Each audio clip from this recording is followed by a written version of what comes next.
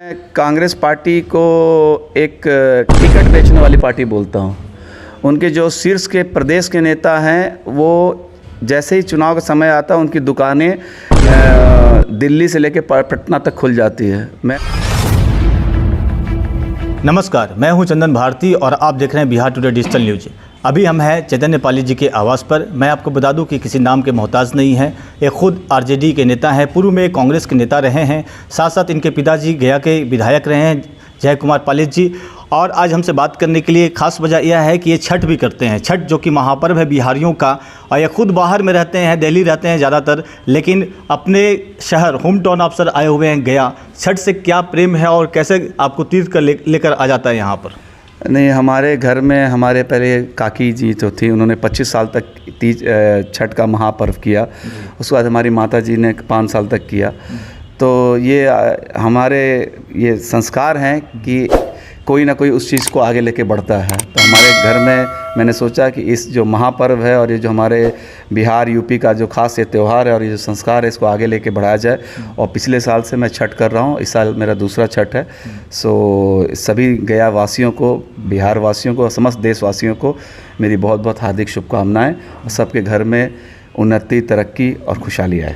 क्या लगता है छठ महापर्व ऐसा है जो हर बिहारी को, उत्तर प्रदेश वासी को, यानी उत्तर भारतीयों को अपने घर की ओर कहता है कि आप आ जाइए, और हर कोई आ रहा है, ट्रेन भर भर कर आ रहा है। और ख़ासकर आपका इतना आज का जो दौर है, आप हर तरह की ज़िंदगी को जिए हैं, लेकिन छठ से इतना मोहब्बत, इतना प्यार, कहीं ना कहीं अपनापन लगता है इस पर्व में। देखिए, इतिहास गवाह है कि लोग को अपने जड़ से यानी रूट से हमेशा जुड़ के रहना चाहिए। एक बहुत बड़ा वृक्ष होता है, अगर उसकी जड़ कमज़ोर हो जाएगी तो वो पेड़ गिर जाता है, चाहे वो कितना बड़ा भी पेड़ हो, कितना मजबूत भी पेड़ हो। उसी प्रकार इंसान का जो जीवन है उसे अपने जड़ और रूट से जुड़ के रहना चाहिए। और हमारे जड़ में, हमारे रूट्स में जो हमारे संस्कार हैं उससे बड़ा कोई मजबूती नहीं होती। एक परिवार को जोड़ने के लिए, एक समाज को जोड़ने के लिए, एक शहर को जोड़ने के लिए छठ ऐसा महापर्व है। आप नदी में जाएंगे, चाहे पिता महेश्वर चले जाएं, चाहे बबनी घाट चले जाएं, चाहे आप केंदुई चले जाएं, हर जगह लोग एक दूसरे से सारी पुरानी बातें मिलाकर एक दूसरे के पास आते हैं और प्रसाद खाते हैं और बहुत हर्षोल्लास के साथ मनाया जाता है। तो इसीलिए मुझे लगता है कि आने वाले टाइम में और लोग इस त्यौहार को बढ़ चढ़ के मनाएंगे और प्यार मोहब्बत का। कुछ राजनीतिक से सवाल हम कर लेते हैं आपसे। आपके पिताजी गया में एक अलग पहचान बनाए, गया में ही नहीं बल्कि एक हिंदुस्तान स्तर पर उनका नाम रहा है, शिक्षाविद रहे हैं, विधायक रहे हैं, आप उनके पुत्र हैं, लेकिन राजनीति में कहीं ना कहीं अब इधर कमी देखी जा रही है। पहले आप कांग्रेस में थे, अब आरजेडी में हैं, तो ऐसा क्या मोह भंग हो गया जो आप कांग्रेस जैसे राष्ट्रीय पार्टी को आप छोड़कर आप आरजेडी में हैं? और आरजेडी में है तो गया के लिए आप क्या सोच रहे हैं? देखिए, मैं कांग्रेस पार्टी को एक टिकट बेचने वाली पार्टी बोलता हूँ। उनके जो शीर्ष के प्रदेश के नेता हैं वो जैसे ही चुनाव का समय आता है उनकी दुकानें दिल्ली से लेकर पटना तक खुल जाती है। मैं आरजेडी में हूँ और हमारा एक महागठबंधन है, वो अच्छी बात है।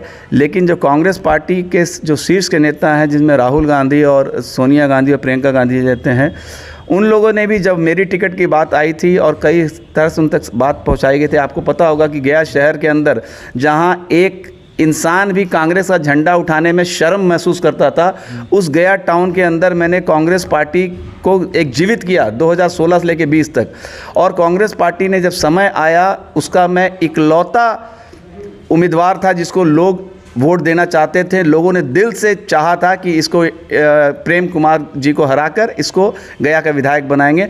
तो कांग्रेस पार्टी के जो अध्यक्ष थे मदन मोहन झा, प्रदेश प्रभारी शक्ति सिंह गोहिल और वीरेंद्र राठौर ने गया शहर की टिकट को 2 करोड़ रुपए में बेच दिया। उसमें एक आपके जो पूर्व केंद्रीय मंत्री हैं सहाय जी, वो भी उसमें इन्वॉल्व थे, मोहसिना किदवई इन्वॉल्व थी, अंबिका सोनी इन्वॉल्व थी, तारिक अनवर ने एक मोबाइल फ़ोन, 2 मोबाइल फ़ोन भी लिया। इसके सारे सबूत हैं मेरे पास। मैं डायरेक्ट नाम ले रहा हूँ, आप इसको रिलीज़ कर सकते हैं। अगर वो कह दें कि मेरे सामने आके वार्तालाप कर सकते हैं तो बैठे मेरे सामने, मैं उनके साथ प्रूफ के साथ दिखा दूंगा आपने किससे कब कहाँ कैसा पैसा लिया, मोबाइल लिया, क्या लिया, मैं डायरेक्ट नाम बोल रहा हूँ। तो इस ढंग का जिस पार्टी के अंदर संस्कार और कल्चर रहेगा, उस पार्टी को मैं पार्टी नहीं, उसको एक दुकान समझता हूँ, जिसमें कोई भी आपको कार्यकर्ता की पूछ नहीं है, कोई भी आपके जो झंडा लेके चलता है, लाठी खाता है, डंडा खाता है, लोगों से बहस करता है, उसकी कोई पूछ नहीं है। आओ भाई, चंदा चढ़ाओ और टिकट ले लो, तुम जीतो चाहे हारो, से कोई लेना देना नहीं है। इसीलिए कांग्रेस की ये दुर्गति दिन प्रतिदिन होती जा रही है। चलिए, कांग्रेस की तो बात आपने कर ली है। यहाँ ना आज तक किसी तरीके का इंफ्रास्ट्रक्चर डेवलपमेंट हुआ है, ना फैक्ट्रियाँ खुली है, ना रोजगार हुआ है, क्या बोलना चाहेंगे? देखिए, गया शहर पिछले 35 साल से विधायक विहीन रहा है। प्रेम कुमार जी 8वीं बार, एक बार डबल चुनाव हो गया था, तो 8वीं बार विधायक हो गए हैं।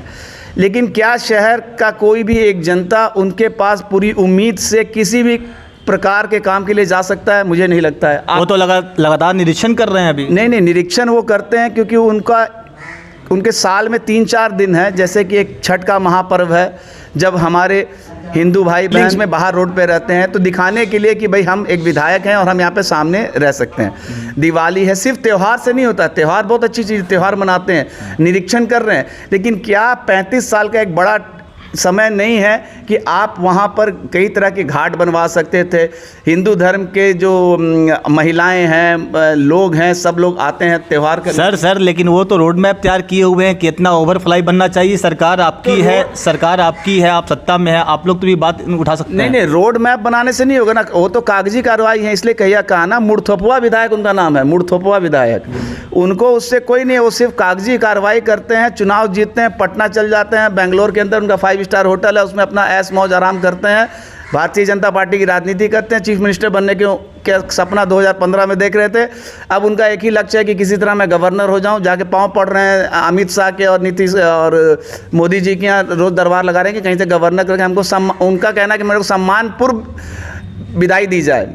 तो ऐसा नहीं होता है ना। आपने जब गया शहर का ये बंटाधार कर दिया था, आप गवर्नर और मंत्री बन के आपने क्या किया? मंत्री 3 बार वो मंत्री रहे, सेंट्रल मिनिस्टर रहे हैं, वो कैबिनेट मिनिस्टर रहे हैं, तो उन्होंने क्या किया गया शहर के? कोई भी गया शहर का चाहे हिंदू मतदाता जो उनको वोट देता है, उनके पहिए कहिए कि जी कसम खा के बोलें कि उनको ये विधायक पसंद है, वो कहेंगे नहीं हमारे विधायक पसंद नहीं है, विधायक ने कुछ किया ही नहीं है। तो ये रोड मैप से नहीं सिर्फ हिंदू के नाम पर वोट मिला। हाँ, उनको रोड मैप से कुछ नहीं होता बॉस। रोड मैप आप छोटे छोटे कार्यक्रम कीजिए और उसको इम्प्लीमेंट कीजिए, लोगों को सुविधाएं दीजिए। गया के अंदर आज ट्रैफिक की क्या स्थिति है आप देखिए।